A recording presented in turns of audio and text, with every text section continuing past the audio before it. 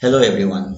In this video I am going to discuss the data classification in SAP system, and this session exclusively for master data team, any organization who have their MDM teams, SAP business analyst, SAP consultants, product specialists, also those who are learning SAP or new to SAP. So in these sessions, we will discuss in details about the data classifications. So data classification is the process of organizing data into different categories for its most effective and efficient use. And a well-planned data classification systems makes essential data easy to find and retrieve from the system. So the organization used to classify the data and specify the roles and responsibility of the employees within the organization regarding the data stewardship. And the data stored in SAP can be classified broadly into two types. So there are two types of data. The first one is SAP system relevant data. So we have system relevant data, and the other one is SAP application relevant data. So there are two types of data now. Now in system relevant data, what is that system relevant data? Data that is only maintained by SAP system or SAP company. So any changes to the data in such tables, as you know, the data stores in different tables, database tables. And if you do any changes to this type of data, system relevant data, that is considered as a modification, because the overall system behavior is controlled by the entries in the table. So data which can automatically be stored, one software package will be installed in the system, but it's also can be changed, but only when there is some kind of enhancement or patch program is running. And the system data automatically being modified, and sometimes functional consultant will ask the technical people to do some custom programs to change the data or to change the table. So those are system relevant data. But our focus will be application relevant data. So what is this application relevant data? Application relevant data is specific to a particular installation or a implementation. Such kind of data can be further broken into two parts. One is known as application data, and the other one is the customizing data. Now, what are these data? Let's understand it. We call it as a customizing data or configuration data. Some people call it as a control data or setup data or table data. So different jargons may be used in different industries. Data that defines the behavior of your SAP environment for individual modules. We have a different modules or components. So based on the particular module, specific entries are maintained in the tables. And this table usually starts with the letter T. So when a customizing data is stored in some table, that starts with, the table starts with T. For instance, let's log into the system, and here we'll see to access some tables. Let's say we have some customizing data are there, like for example we have company codes are there, we have plants are there, we have sales organizations are there. So these are all your configuration or customization data. These are all organization, and these customizing data stored in the table which starts in T.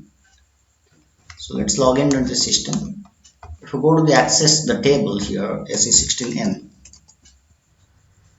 Now if you see here, there is a table T000 or 001, so which contains the company code. So whenever you create any company code, that setup will be created, and the details of the company code will be stored in the T001. So that is one. This is for company code. We have plants. For plant specific data, we can let's say for instance T001W. So these are all plant or different branches of your organization. These tables contain the plant specific informations. And the sales organization also, we have sales organization, another organization unit in your sales and distribution module. Table name is here, starts with TVKO. These are all sales organizations. So these are different tables are already pre-coded in the form of customizing data in SAP system. Now data in the system is linked with your application processing logic and stored in the configuration. So whenever you do any transactions with different modules, respective module data will be stored and controlled over there. And remember, when you do any type of configuration in the system, a transport request will be generated. That is called transport request. That means all the data will be stored in that particular request. And that transport request migrate all these informations or data from one installation to the other installation. Maybe one system to other system or one client to other client. So example, let's say, in travel management module, let's say company will reimburse only some type of travel expenses like your airfare, plane fare or car rentals. And these expenses type, the data for this permitted expense type will not be changed quite often. Expense type may change. The data type will not be changed unless there is a major travel policy change in the company. Such data is classified as your customizing data. Apart from that, we have application data. So data which is created during the normal course of business. This data is created because of the transaction that happens on a daily basis. Again, such data can be further classified into two categories or two types, two parts.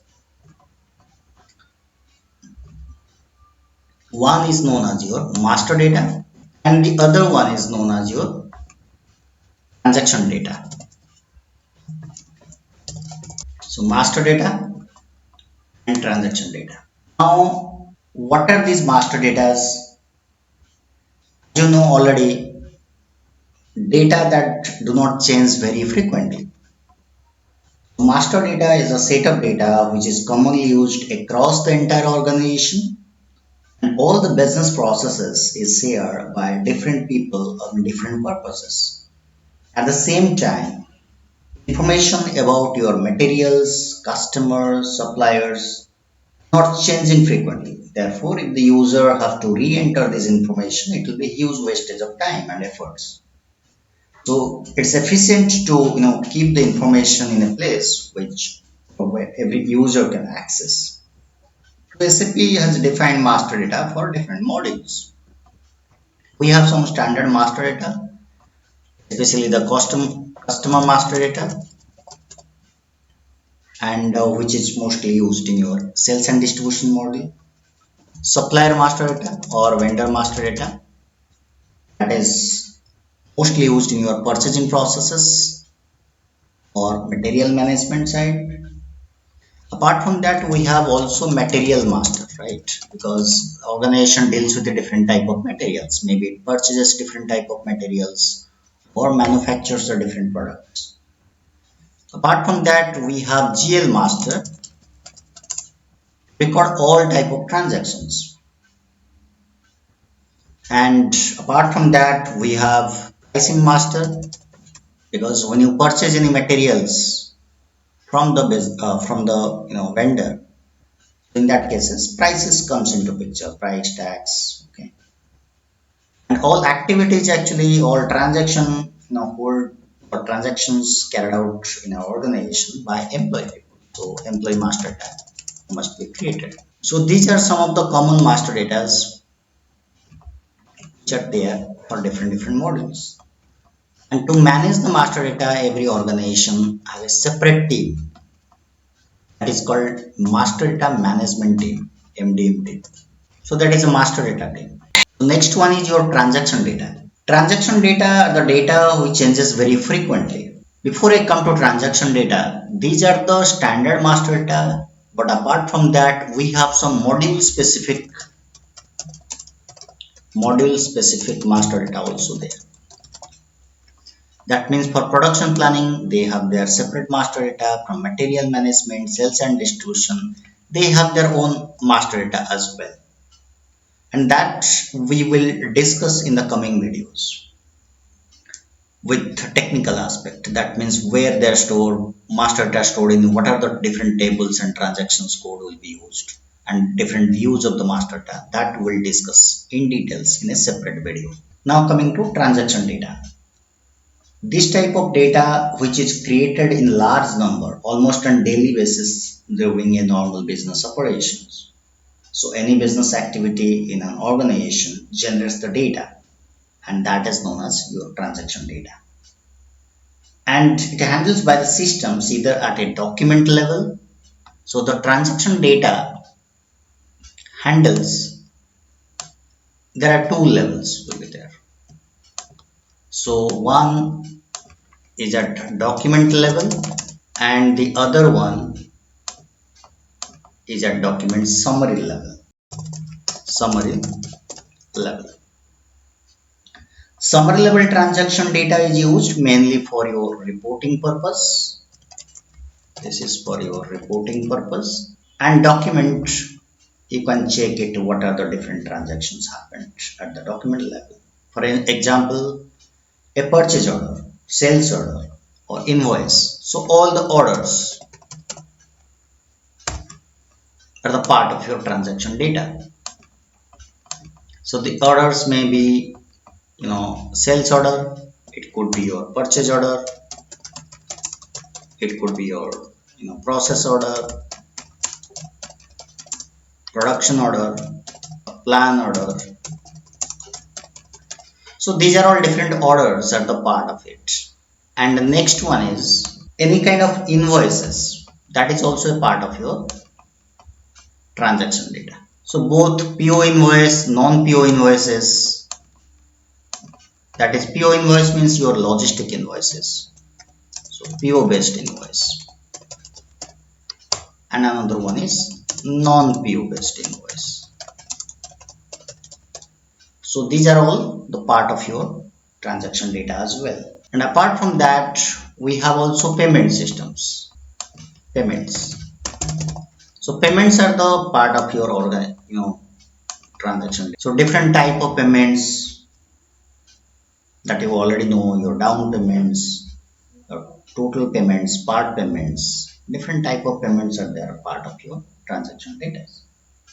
So apart from that, your GL entry, any kind of receipts or depreciation or tax related activities, that is also a part of this transaction data.